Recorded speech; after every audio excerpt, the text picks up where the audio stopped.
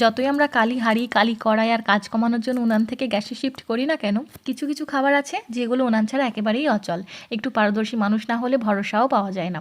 Last 2 বছর শীতে তো ব্যাঙ্গালোরেই ছিলাম, তাই পিঠে তো খাওয়া হয়নি। তবে 2 বছর শীতের পর যখন এই শীতে বাড়ি এলাম, মুখের ওপর না বললেও মনে মনে ভেবেই রেখেছিলাম, আর কেউ কিছু বানিয়ে দিক বা না দিক, মা ঠিক এই সরা পিঠে যাওয়ার আগে বানিয়ে খাওয়াবেই খাওয়াবে। আর আমার মনের ভাবনাটা আজ পূরণ হয়েই গেল।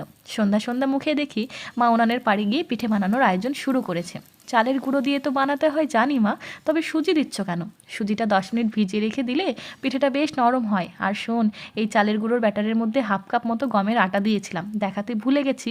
পারফেক্ট মাপের দরকার নেই, একটু আন্দাজ মতো দিলেই হবে। ঠিক আছে মা, আমার সাবস্ক্রাইবাররা ঠিক বুঝে যাবে। তবে মা যে সন্ধ্যায় পিঠে বানিয়েছিল সে সন্ধ্যায় কিন্তু আমি খাইনি। প্রত্যেকবারের মতো এবারও সকালবেলায় ওই 10টা নাগাদ বাসি পিঠে নিয়ে চলে গেলাম ছাদে। রোদ্রে বসে গরমের মজা নিলাম, সাথে ঠান্ডা ঠান্ডাই সরা পিঠে। তোমাদেরকে এই পিঠে খাওয়া হয়ে গেছে? কমেন্টস করে অবশ্যই জানিও। টাটা।